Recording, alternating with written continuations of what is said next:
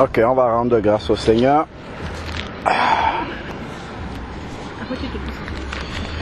Seigneur Père, nous voulons te bénir encore et célébrer ton grand nom parce que tu es Dieu. Seigneur Père, merci d'avoir agréé nos louanges. Merci Seigneur Père de les recevoir, Seigneur Dieu, comme un parfum de bonne odeur. Merci pour la joie du Saint-Esprit que tu mets en nous, ô Jésus, de pouvoir élever nos voix vers toi, Seigneur Père, le fruit des lèvres que tu as purifié. Seigneur, merci encore pour ce temps agréable que tu nous donnes. Tu nous as démontré encore ta puissance, Seigneur Père, et nous voulons vraiment, Seigneur Dieu, te célébrer et te dire combien, Seigneur Dieu, tu es grand. Tu nous le prouves, Seigneur Père, parce que tu n'as jamais, Seigneur Dieu, abandonné ton juste, Seigneur Père. Tu n'as jamais abandonné ton église, Seigneur Dieu. Tu as dit, je bâtirai mon église et les portes de l'enfer ne prévaudront pas sur elle. Seigneur, merci encore pour ta victoire aujourd'hui sur le temps. Éternel Père, nous te remettons maintenant ces moments de partage de ta parole entre tes mains. Conduis-nous, Seigneur Dieu, par ton esprit. Et Seigneur Dieu, donne-nous d'avoir des cœurs attachés à toi, Seigneur Père, pour marcher comme tu veux, Seigneur. Que vraiment ton esprit nous conduise dans la profondeur de ta parole et que nos cœurs soient ouverts encore, Seigneur Dieu, à recevoir cette parole, Seigneur Père éternel, et à vivre par elle au nom de Jésus-Christ. Amen. Amen.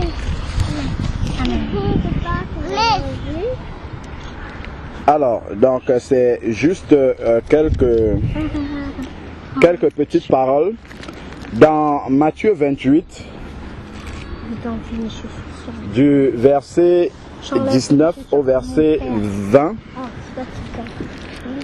déjà à partir du verset 18, le Seigneur nous dit, tout pouvoir m'a été donné dans le ciel et sur la terre, allez et faites de toutes les nations des disciples. Ensuite, les baptiser au nom du Père, du Fils et du Saint-Esprit et enseignez-leur à observer tout ce que je vous ai prescrit. Donc, si nous observons un petit peu le contexte de ce passage-là, nous nous rendons compte que Jésus parle à ses disciples. Donc, c'est à ses disciples que le Seigneur donne ce commandement-là, d'aller, de faire de toutes les nations des disciples et ensuite de les baptiser.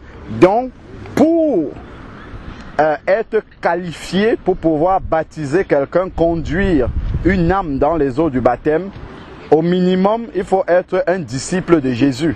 C'est-à-dire, s'être repenti soi-même de ses péchés, avoir reçu Jésus comme Seigneur et Sauveur et être soi-même baptisé.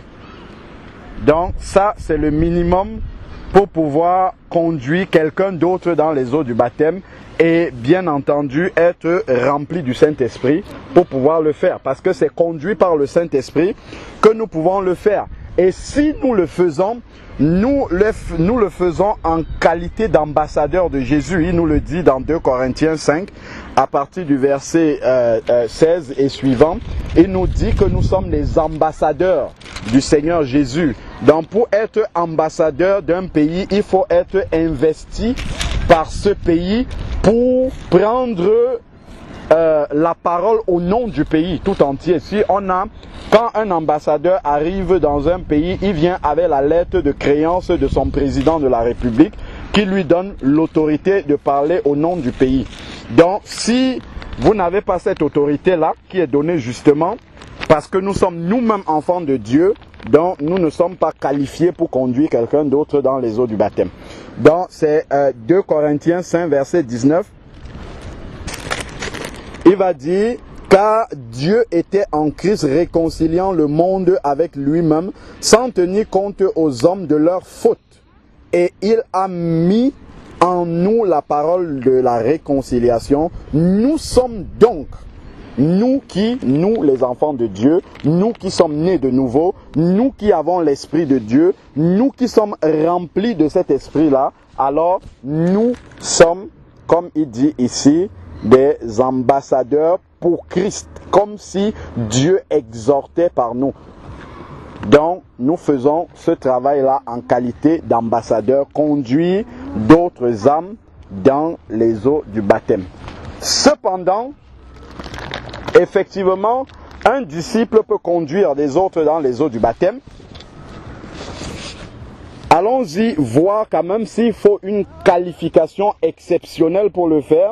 Parce qu'on sait que dans certains milieux, il n'y a que celui qui est le pasteur qui peut plonger les autres dans les eaux du baptême. Même souvent les anciens n'ont pas, ou bien les diacres ne peuvent pas le faire. N'ont pas l'autorisation, dans ces milieux, je parle bien, de le faire. Prenons un peu Jean 4, verset c'est 1 à 2. Jean chapitre 4, verset 1 à 2. Jean chapitre 4, verset 1 à 2. Il est dit, le Seigneur sut que les pharisiens avaient appris qu'il faisait et baptisait plus de disciples que Jean. Le verset 2 nous précise quelque chose d'essentiel. Toutefois, Jésus ne baptisait pas lui-même, mais c'était ses disciples. Donc, quand Jésus n'a pas pratiqué quelque chose lui-même, là on peut comprendre bien qu'il n'y a pas une autorité spéciale pour pouvoir baptiser quelqu'un. Sinon, Jésus a montré tout le chemin du disciple. Alors, prenons maintenant 1 Corinthiens chapitre 1 verset 12 à 17. Donc, Jésus n'a pas baptisé lui-même, mais ce sont ses disciples qui ont baptisé. Alors, prenons 1 Corinthiens chapitre 1 verset 12. L'apôtre Paul maintenant parle, il dit, j'entends par là que, je commence au verset 11. Car mes frères, j'ai appris à votre sujet par les gens de Chloé qu'il y a des discordes parmi vous. Et j'entends par là que chacun de vous dit, moi je suis de Paul, moi je suis d'Apollos, et moi de Céphas, et moi de Christ. Christ est-il divisé? Est-ce que Paul a été crucifié pour vous, ou bien est-ce au nom de Paul que vous avez été baptisé? Est-ce au nom de Paul que vous avez été baptisé? Est-ce au nom de Paul que vous avez été baptisé? Ça veut dire que dans le baptême, ce qui est important, c'est celui qui a été crucifié et le nom qui est prononcé, et non la personne qui le fait. C'est pour ça qu'il attire l'attention ici des Corinthiens en leur demandant, est-ce que c'est en mon nom que vous avez été baptisés? Première chose. Alors, continuons, poursuivons. Verset 14. Je rends grâce de n'avoir baptisé aucun de vous. Il rend grâce au Seigneur de n'avoir baptisé lui-même aucun d'entre les Corinthiens, excepté Crispus et Gaius. Ainsi, personne ne peut dire que vous avez été baptisés en mon nom. On commence à voir ici que dans le cœur des Corinthiens, ils avaient commencé à attacher une importance particulière à celui qui les avait conduits à Christ. Et voulaient même attacher une importance particulière à celui qui les a conduits dans les eaux du baptême. Voilà pourquoi ils commençaient à dire, moi je suis de Paul. Parce que c'est Paul qui m'a conduit à Christ, c'est Paul qui m'a plongé dans les eaux du baptême, donc ils commencent à s'attacher à la personne et ils abandonnent Christ. Et Paul veut rappeler ça ici, justement, que c'est Christ qui est important, c'est le nom de Jésus qui est important et non la personne, le canal que le Seigneur a utilisé pour vous amener à Christ. Et ça, on a vu ce type de déviation encore dans l'histoire. Quand on regarde par exemple, il y a des dénominations qui portent carrément le nom de quelqu'un. Les branhamistes, c'est le nom de Branham. Et les branhamistes ont commencé à baptiser au nom de Branham avant qu'il ne meure. Et ça, c'est pas normal ça. De se détourner de Christ pour s'attacher à une personne. Or, c'est le nom de Jésus qui est tout dans le baptême. S'il n'y a pas le nom de Jésus, qu'on ait baptisé quelqu'un par immersion ou qu'on ait baptisé n'importe comment, si le nom de Jésus n'est pas prononcé, ce baptême-là n'a absolument aucune valeur, aucune. Alors, parce que c'est Jésus, Paul le dit avant, qui a été crucifié. Alors, dans verset 16, j'ai encore baptisé la famille de Stéphanas, de Stéphanas, oui. Du reste, je ne sais pas si j'ai baptisé quelqu'un d'autre. Ensuite, il dit car Christ ne m'a pas envoyé pour baptiser. Donc le baptême, ce n'est pas ce qui est l'essentiel. C'est la repentance, la conversion, la pratique d'œuvres dignes de la repentance. Et le baptême est une des étapes, mais ce n'est pas le but final. C'est juste un passage pour entrer dans la famille des enfants de Dieu. Mais pour annoncer l'évangile, voilà ce qui est important et qui transforme réellement les vies, c'est l'annonce de l'évangile, la prédication de l'évangile. Et cela sans la sagesse du langage, afin que la croix de Christ ne soit pas rendue vaine. Donc c'est ça qui est le cœur même. Donc il ne faut pas commencer à s'attacher à une personne et dire non, moi je veux absolument que ça soit frère Nicanor qui me baptise. Il faut absolument que ça soit Calix qui me baptise. Parce que ce n'est pas Calix qui est quelque chose, mais c'est le nom de Jésus que Calix, le disciple de Jésus, va prononcer. C'est là-dedans qu'il y a la puissance. C'est le nom de Jésus qui a la capacité de faire passer quelqu'un de la mort à la vie quand on le plonge dans les eaux du baptême. Sinon, c'est nul. Que ça soit le plus grand prédicateur qui vous plonge dans les eaux du baptême ou que ça soit n'importe qui. Et moi d'ailleurs je suis tombé dans ce travers là quand je venais de me convertir. Alors que j'avais reçu seulement quelques gouttes d'eau sur la tête. Le fait que ça soit le pasteur président de l'église évangélique du Cameroun qui m'a mis l'eau sur la tête et qui ait posé ses mains sur ma tête, j'avais l'impression que ce baptême là était forcément valable. Parce que mon cœur était attaché au titre de la personne. Je me disais mais non, lui ne peut pas se tromper, c'est pas possible.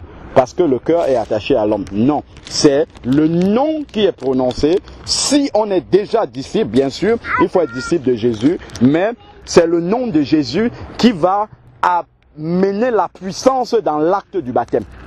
C'est ce nom-là qui va déclencher quelque chose. Donc il faut vraiment que on se détache de la personne pour s'attacher au nom de Jésus seul. Donc c'est ça qui est le plus important.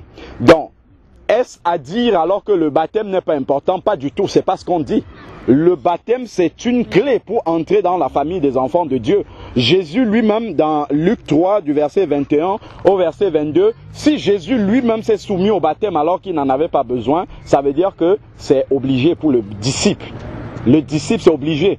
Tous les passages obligés du disciple, le Seigneur Jésus est passé par là. Parce qu'il est venu nous montrer ce chemin. Et nous nous souvenons bien que quand Jésus sort des eaux du baptême, il y a la voix qui retentit du ciel et qui dit « Celui-ci est mon fils en qui j'ai mis toute mon affection ». Et on le rappelle souvent de la même façon. Lorsque quelqu'un sort des eaux du baptême, spirituellement, Dieu dit, celui-ci est mon fils, il fait maintenant partie de ma famille. C'est ce qu'on a dit une fois en disant que lorsque un enfant naît, il faut que, bon, la maman, elle sort de l'accouchement, donc elle n'a pas la force pour le faire. Souvent, c'est le papa qui se rend à la mairie pour dire, voici, mon fils est né. Et quand il déclare cela, mon fils est né, qu'est-ce qu'on fait? On inscrit le nom de l'enfant sur le livret de famille. Et donc, désormais, l'enfant fait partie de la famille. Si un enfant, quelqu'un aura beau dire ça c'est mon enfant, si son nom n'est pas écrit dans le livret de famille, l'enfant ne fait pas partie de la famille, officiellement. De la même façon, quand quelqu'un sort des eaux du baptême, son nom est écrit dans le livre de vie. Il fait maintenant partie de la famille. Et bien sûr, par sa marche quotidienne, il faut qu'il s'assure que son nom reste écrit dans le livre de vie. Donc le baptême est capital, est fondamental, est important. On ne peut pas s'en détourner. C'est un passage obligé pour tous les enfants de Dieu. Mais seulement, ce n'est pas la personne qui baptise qui est quelque chose, mais c'est Jésus qui est tout dans le baptême. Si nous prenons encore Marc 16, il va dire, celui qui croira et qui sera baptisé. C'est une conjonction, il faut les deux. Il faut croire, mais il faut valider ta foi justement par le baptême. Cet engagement de bonne conscience. Parce que tu peux dire je crois, mais sans t'engager. C'est ça. Beaucoup de personnes croient en Jésus. Hein. Vous demandez aux gens dans la rue, est-ce que tu... Oui, je crois, mais ils ne s'engagent pas. il ne prend pas la cause de Jésus, il ne soumet pas sa vie à Jésus. Donc il n'est pas engagé du tout. Donc sa croyance reste simplement, là on peut dire c'est un sympathisant de Jésus, mais ce n'est pas véritablement un disciple. Un disciple, c'est quelqu'un qui s'est engagé pour le Seigneur Jésus. Nous avons encore dans Acte 2, 38, le jour de la Pentecôte, lorsque les disciples au verset 37, après avoir écouté la prédication de Pierre, non, les Juifs qui étaient à Jérusalem, à ce moment-là se rapprochent de Pierre et disent, que ferons-nous donc, frères? Et Pierre va leur dire, repentez-vous et ensuite soyez baptisés. Et vous recevrez le don du Saint-Esprit. Repentez-vous, c'est la première étape. Ensuite, passez dans les eaux du baptême. Pierre aurait pu ne pas mentionner l'étape du baptême si ce n'était pas quelque chose d'important, mais si Pierre l'a dit, c'est-à-dire que c'est quelque chose de fondamental qui vient justement matérialiser la conversion. Parce que la conversion, lorsque on s'est repenti, nous recevons, nous confessons le Seigneur Jésus et l'Esprit de Dieu doit venir habiter dans notre cœur. Et le baptême matérialise justement l'enterrement de la vie ancienne et la résurrection à une vie nouvelle. Mais c'est la repentance qui permet de passer justement la vie ancienne, d'enterrer, de faire mourir cette vie ancienne. Et le baptême n'est que la figure manifeste, l'illustration palpable de ce qui s'est passé dans le cœur lorsqu'on s'est repenti. Donc s'il n'y a pas la repentance avant, le baptême extérieur n'a absolument aucune valeur. C'est d'ailleurs pourquoi Pierre met la repentance en premier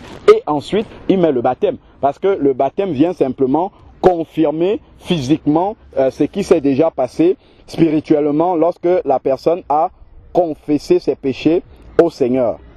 Alors, donc, là, on a dit les disciples de Jésus peuvent baptiser, conduire d'autres personnes qui viennent de recevoir le Seigneur dans les eaux du baptême. Maintenant, je vais répondre rapidement à une petite question qui se pose souvent sans importance. C'est est-ce qu'une femme peut baptiser, puisqu'une femme peut être disciple? Est-ce qu'une femme peut baptiser?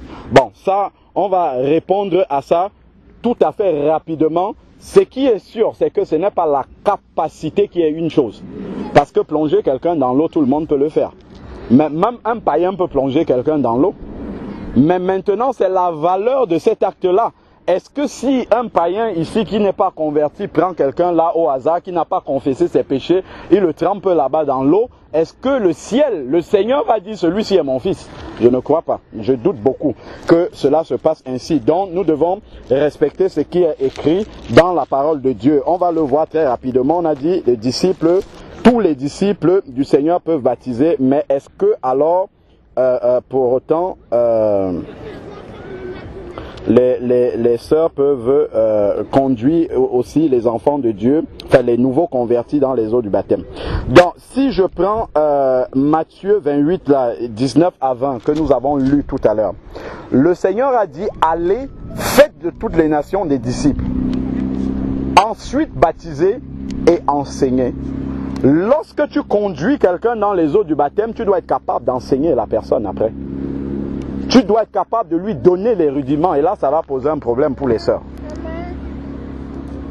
Ça va poser déjà un problème de pouvoir enseigner ces personnes-là, puisque le Seigneur dit qu'elles ne doivent pas enseigner la parole de Dieu. Donc ça, déjà, c'est le premier élément que nous pouvons voir. Et ensuite, maintenant, nous voyons dans tous les cas de baptême qu'il y a dans la parole de Dieu, on va les voir un à un. On voit que les gens ne viennent pas comme ça, ils se baptisent directement. Et il y a une petite mise au point, il y a une explication. C'est pas véritablement un enseignement, mais il faut annoncer la parole, il faut expliquer, voilà, il faut expliquer la parole de Dieu aux personnes qui vont entrer dans les eaux du baptême. Avant qu'ils ne prennent cet engagement-là, il faut qu'ils sachent ce qu'ils sont en train de faire.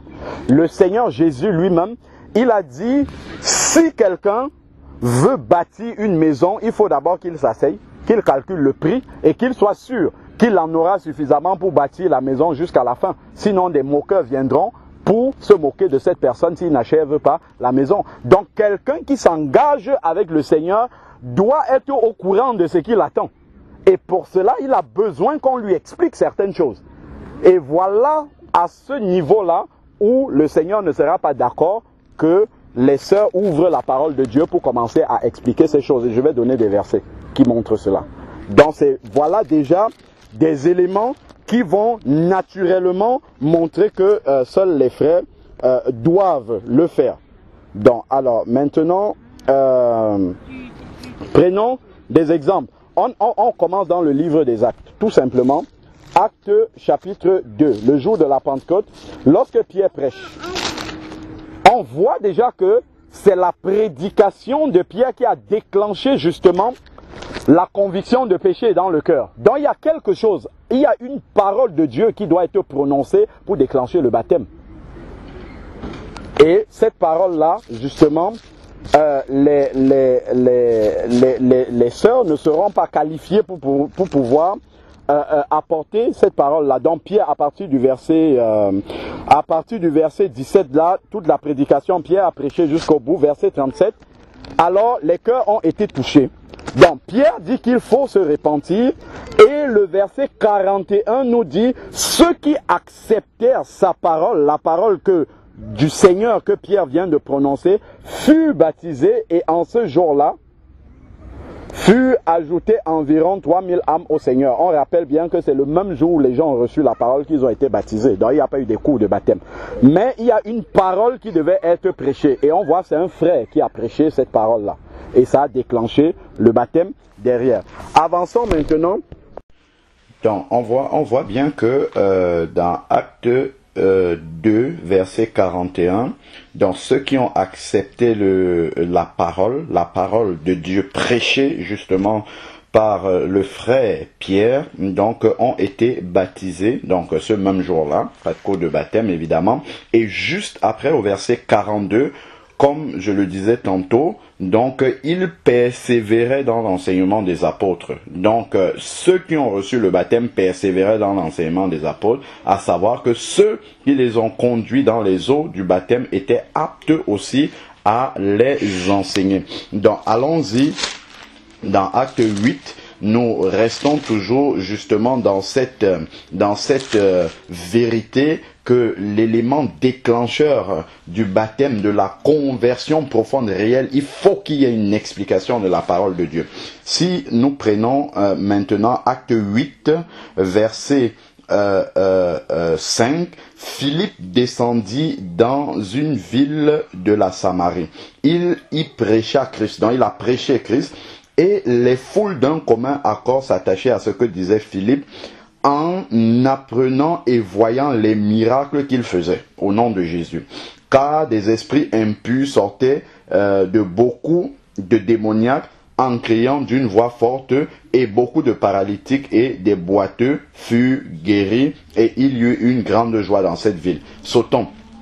Si nous allons maintenant au verset 11, il s'attachait à...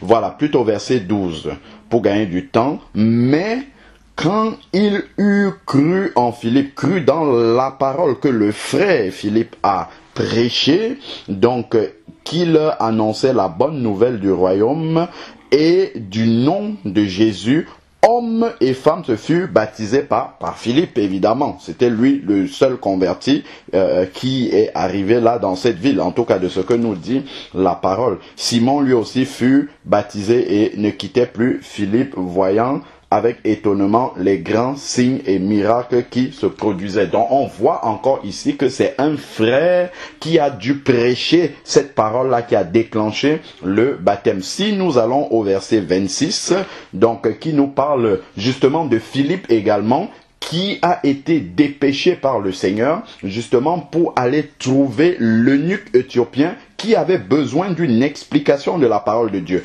Si nous regardons au verset 32, dans Acte 8, verset 32, le passage de l'écriture qu'il lisait, que l'eunuque lisait, dont il a été mené comme une brebis à l'abattoir, etc. Donc il lisait le prophète Ésaïe et nous voyons bien que Philippe a dû lui expliquer, verset 35, acte 8, verset 35, alors Philippe ouvrit la bouche et commença par ce texte en lui annonçant la bonne nouvelle de Jésus. Donc voilà la prédication préalable qui a été là pour déclencher justement le baptême par la suite. Comme ils continuaient leur chemin, ils arrivaient à un point d'eau, etc. L'eunuque va donc poser la question à propos du baptême. Donc on voit encore ici que c'est un frère qui a dû prêcher la parole de Dieu qui a déclenché justement le baptême. Avançons donc dans Acte 9 également. Si nous prenons Acte 9, donc Saul qui tombe sur le chemin de Damas, verset 13 maintenant. Acte 9, 13. Acte 9, nous pouvons prendre verset 10 plutôt. Or, il y avait à Damas un disciple nommé Ananias. Le Seigneur lui dit dans une vision. Donc, il y avait un disciple, c'était un frère à Damas qui se nommait Ananias. Si nous prenons maintenant au verset 17, Ananias partit et lorsqu'il fut arrivé dans la maison, il imposa les mains à Saul. Donc on voit encore ici l'imposition des mains qui fait aussi partie de la doctrine, qui fait, c'est pas n'importe qui dans le corps de Christ peut imposer les mains. Donc il imposa les mains à Saul et dit, Saul mon frère, le Seigneur Jésus qui t'est apparu sur le chemin par lequel tu venais, m'a envoyé pour que tu recouvres la vue et que tu sois rempli du Saint-Esprit. Au même instant, il tomba de ses yeux comme des écailles. Il recouvra la vue.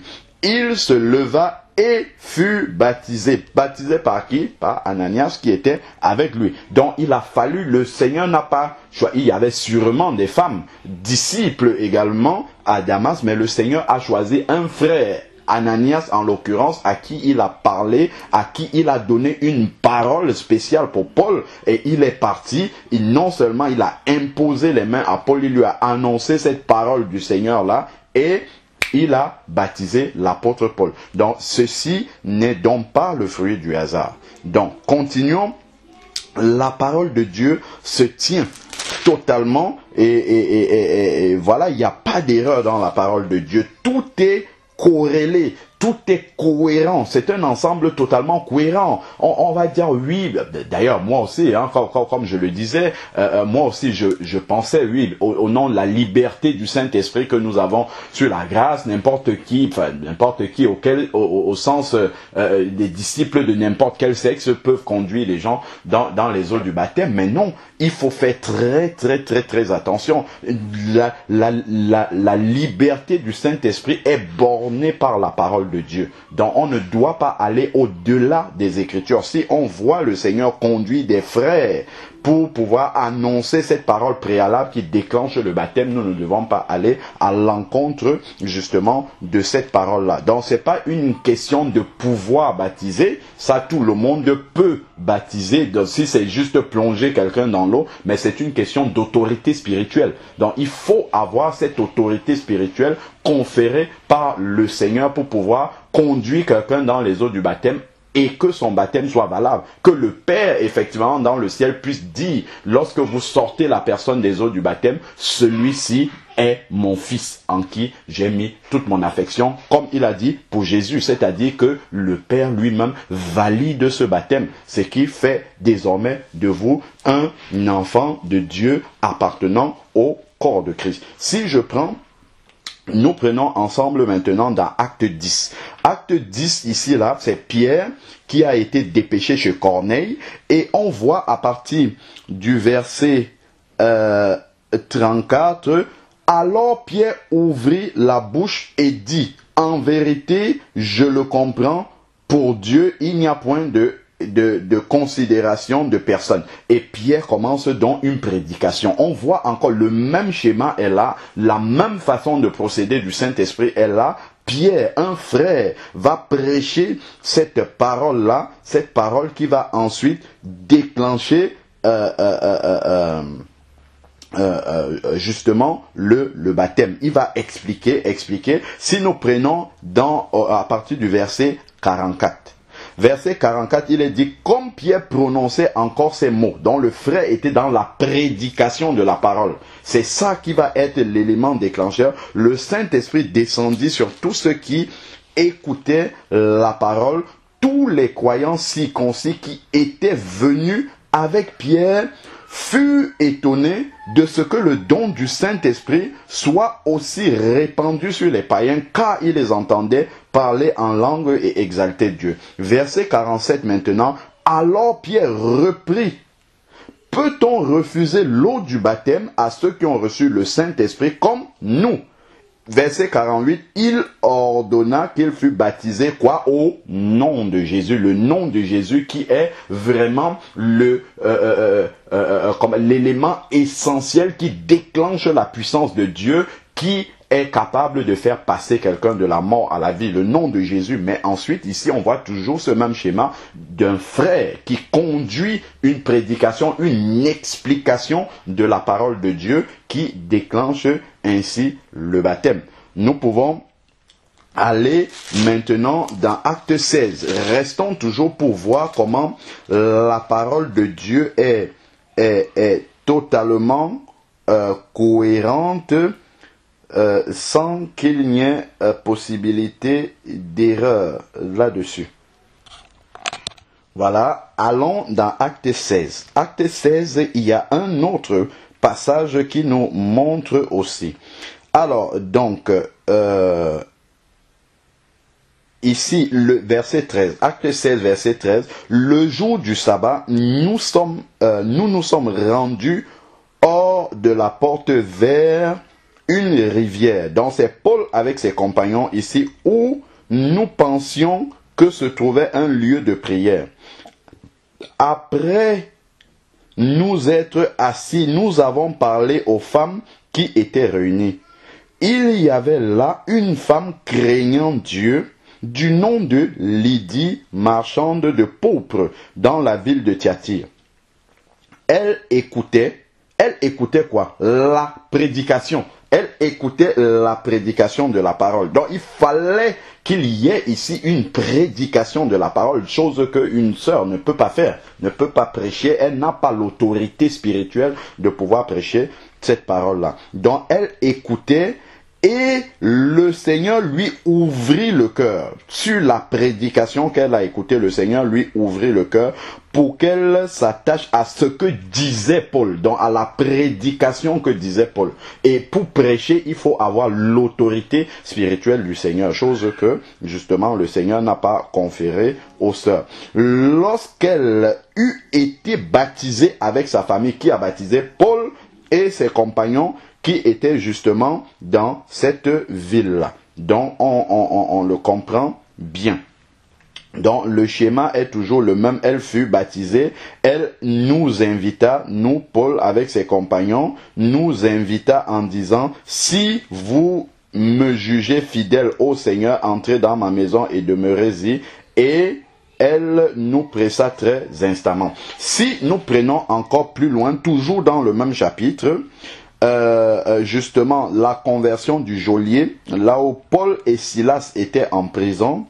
Alors, donc, si nous prenons à partir du verset 25, Acte 16, verset 25, vers le milieu de la nuit, Paul et Silas priaient et chantaient les louanges de Dieu, et les prisonniers les écoutaient. Tout à coup, il se produisit un grand tremblement de terre, au point que les fondements de la prison furent ébranlés. Au même instant, toutes les portes s'ouvrirent et les chaînes de tous les prisonniers se détachèrent. Le geôlier se réveilla et lorsqu'il vit les portes de la prison ouvertes, il tira son épée. Il allait se tuer pensant que les prisonniers s'étaient enfuis.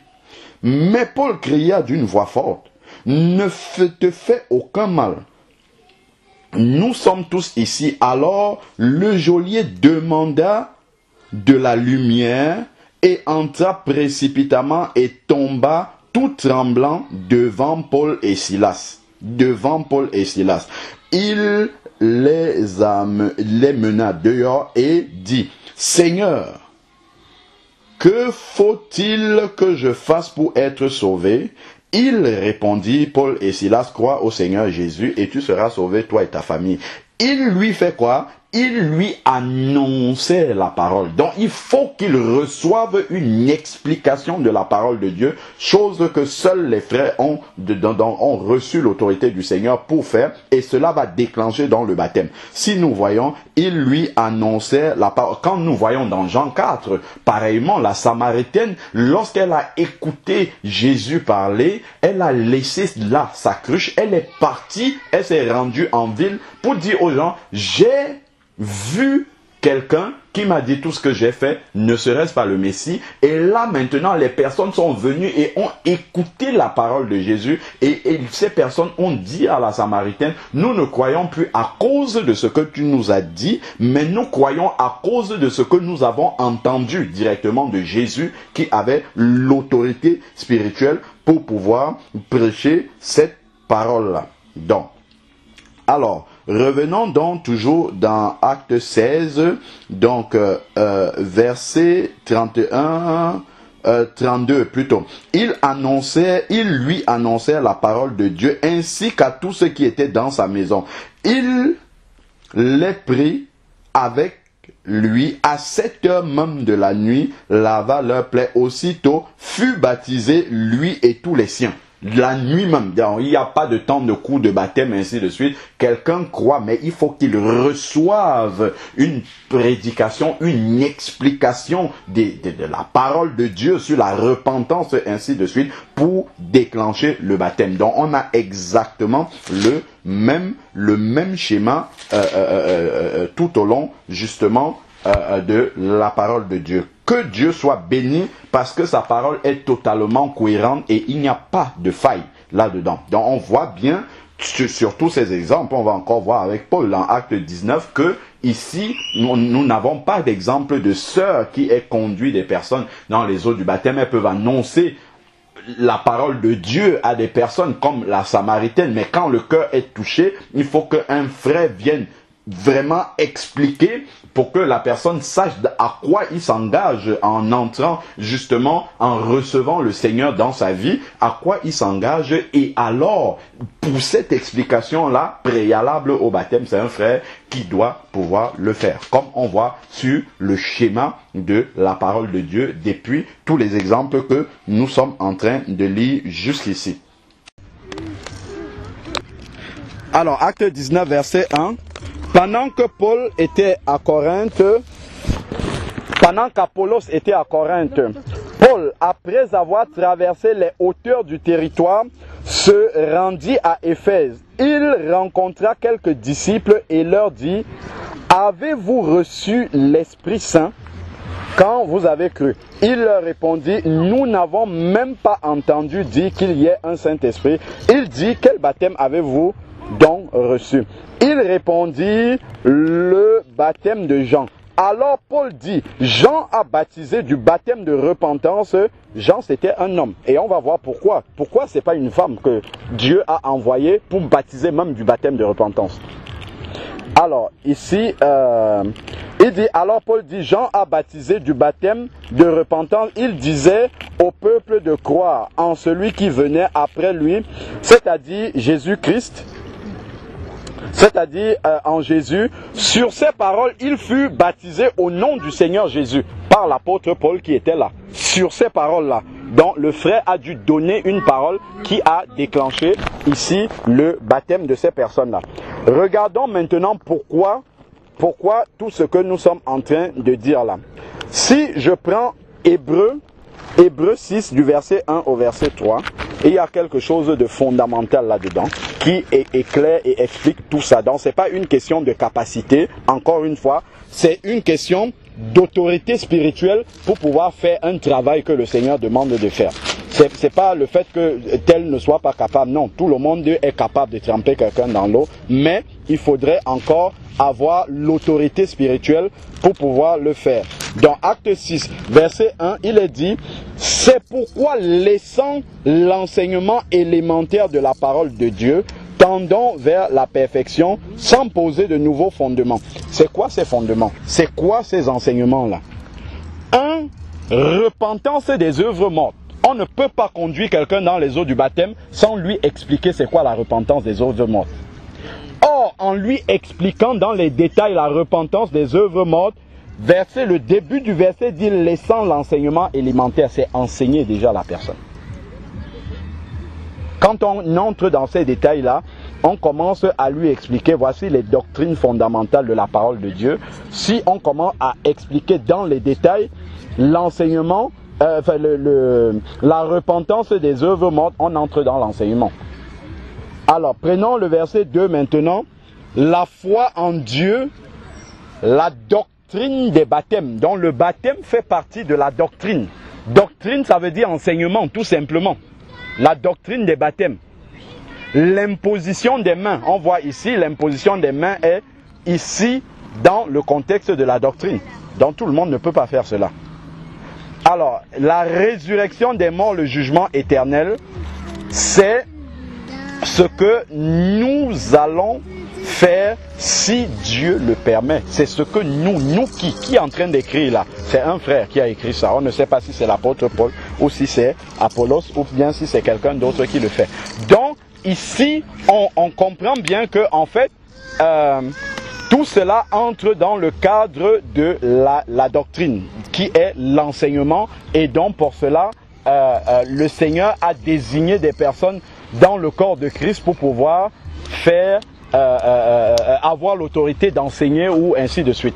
Donc voilà simplement des raisons parmi tant d'autres, en plus du fait qu'on n'est pas une femme qui a conduit quelqu'un dans les eaux du baptême, pour lesquelles la parole de Dieu reste équilibrée, reste cohérente en fait, du début jusqu'à la fin. On a balayé pratiquement tous les cas, on en a d'autres encore.